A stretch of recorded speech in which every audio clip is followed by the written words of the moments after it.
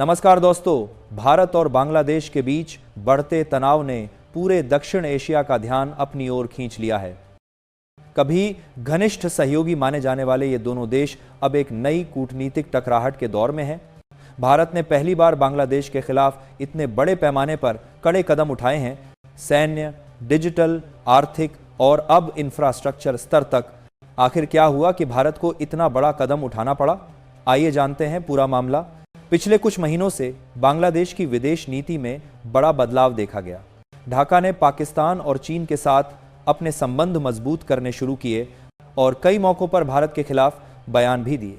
जहां पहले सीमा सहयोग, जल वितरण और व्यापार में एकता दिखती थी, वहीं अब अविश्वास और मतभेद हावी होते जा रहे हैं।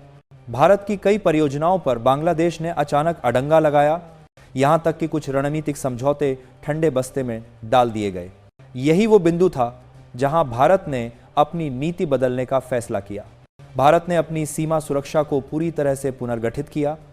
सिलीगुड़ी कॉरिडोर और त्रिपुरा बॉर्डर के आसपास अतिरिक्त सेना तैनात की गई। S-400 एयर डिफेंस सिस्टम और ब्रह्मोस सुपरसोनिक मिसाइलें पूर्वोत्तर क्षेत्र में भेजी गईं। ये तैनाती सिर्फ सुरक्षा नहीं, बल्कि रणनीतिक चेतावनी थी कि भारत अपनी सीमाओं पर किसी भी खतरे को सहन नहीं करेगा। सेना की तैनाती के साथ साथ भारत ने सीमा पर नई सड़कों, पुलों और चौकियों का निर्माण तेज किया ताकि भविष्य में किसी भी स्थिति से निपटा जा सके। भारत ने इस बार जवाब सिर्फ सैन्य मोर्चे पर नहीं दिया, बल्कि डिजिटल और आर्थिक स्तर पर भी दिया। भारत ने बांग्लादेश को जाने वाली बिजली सप्लाई को अस्थायी रूप से रोक दिया, जिससे ढाका और चटगांव के कई इलाकों में ऊर्जा संकट गहराने लगा। डीजल और पेट्रोल निर्यात भी सीमित कर दिया गया, जिससे वहां की ट्रांसपोर्ट और इंडस्ट्रियल यूनिट्स पर असर पड़ा। भारत ने अनाज और दालों के निर्यात को अस्थायी रोक लगाकर यह संकेत दिया कि अगर रिश्ते बिगड़े तो बांग्लादेश की सप्लाई चेन सीधे प्रभावित हो सकती है। साथ ही भारत ने डिजिटल वॉर के तहत कुछ सॉफ्टवेयर और नेटवर्क सपोर्ट को सीमित किया, जिससे बांग्लादेश की डिजिटल सेवाओं पर तकनीकी दबाव महसूस किया गया। भारत ने इस पूरे विवाद को केवल दंडात्मक रूप में नहीं, बल्कि आत्मनिर्भरता और क्षेत्रीय प्रभुत्व के अवसर के रूप में भी देखा। भारत ने पूर्वोत्तर राज्यों में तेजी से नए power plant, solar energy project और हाइड्रो स्टेशन शुरू किए ताकि सीमा क्षेत्रों में बिजली की निर्भरता पूरी तरह घरेलू स्रोतों से हो सके। रेलवे और हाईवे कनेक्टिविटी पर भी काम बढ़ा। भारत अब बांग्लादेश के रास्ते की बजाय मिजोरम और त्रिपुरा को सीधे देश के मुख्य नेटवर्क से जोड़ने की योजना बना रहा है।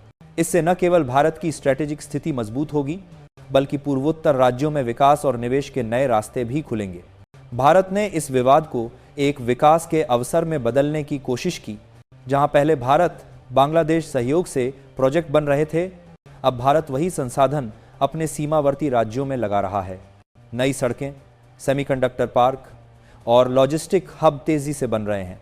भारत की नीति साफ है, कूटनीति सहयोग पर चलेगी, लेकिन निर्भरता पर नहीं। भारत अब मेक इन नॉर्थ ईस्ट अभियान पर ध्यान दे रहा है, जिससे सीमा क्षेत्र न केवल रणनीतिक रूप से मजबूत, बल्कि आर्थिक रूप से आत्मनिर्भर बन सकें। इस पूरी घटना से एक बात साफ हो गई, भारत अब केवल प्रतिक्रियाशील नहीं, बल्कि निर्णायक बन चुका है। बांग्लादेश के लिए यह एक चेतावनी भी है और एक अवसर भी। अगर वह सहयोग की राह चुने तो भारत सबसे बड़ा विकास सहयोगी है, लेकिन अगर वह बाहरी ताकतों के इशारे पर चलेगा तो भारत उसे अपनी रणनीतिक ताकत दिखाने में हिचकिचाएगा नहीं।